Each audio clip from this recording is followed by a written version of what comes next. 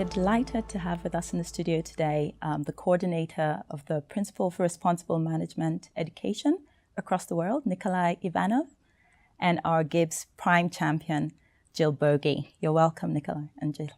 Nikolay, you were here on a project for the Prime Champions. Can you tell us more about what that was about?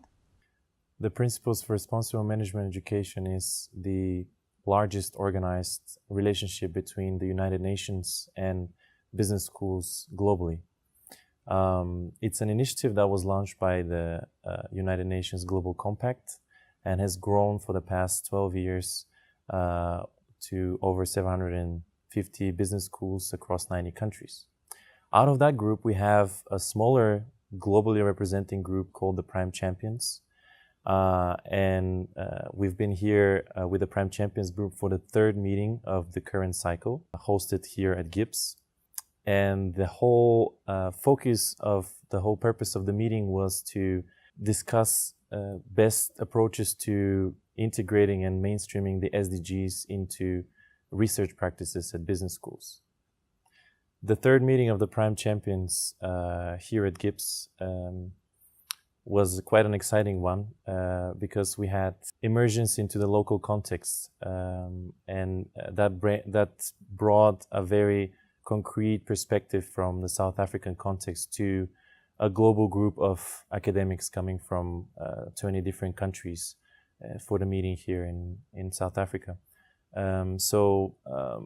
Those immersions hopefully contributed to a number of inspirations and possibilities for collaborative research projects between the different Prime Champion schools and GIBS as well. So if we think about GIBS, and we've got Jill in the room with us, what is GIBS' involvement with Prime, and what are the initiatives that are currently ongoing, and where do you see us going with this as an institution?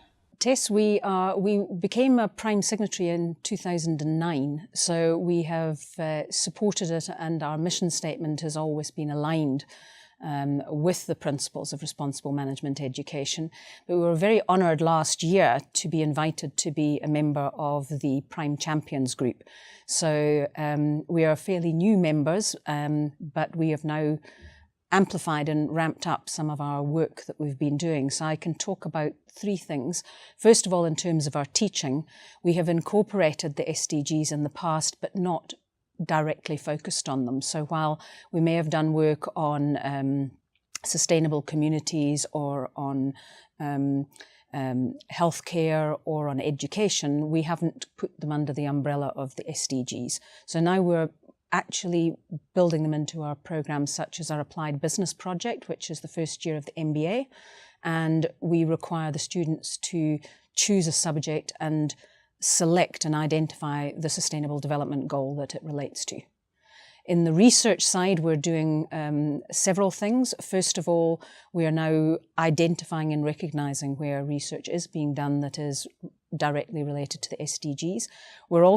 We have also started looking at how do we do research on the evaluation of our teaching curricula so that we can improve those programs. So at the moment, we're running a program with this Applied Business Project where last year we ran a survey of the students before they started, and we've already got 278 replies in our survey, and we're going to repeat that survey and create a longitudinal piece of research to understand, are we being effective in embedding the SDGs? If you think about this is the third Prime meeting that's going to be happening, and it's here in South Africa. As a global coordinator, what are your expectations from this meeting? Well, as I mentioned, it's a global group. The Prime Champions group is a very global group, but at the same time, looking at the Sustainable Development Goals, it's very important to take into consideration local contexts.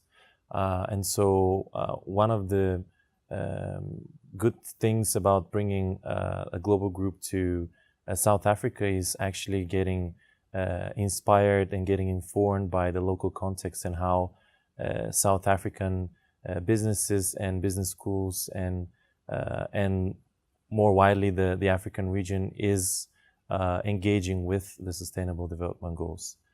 So it's important to bring the attention to South Africa and the African continent more widely, because the SDGs are universally agreed, and a number of African member states at the United Nations have adopted the Sustainable Development Goals and have plans to implement them and to achieve them as part of the Agenda 2030. And so it's important to have the conversations also on the local level in South Africa on what African schools and what African education can bring about in order to contribute to the Sustainable Development Goals. We are delighted to have you in South Africa, and we hope to be able to engage even more proactively in future as well. Thank you. Thanks for having me.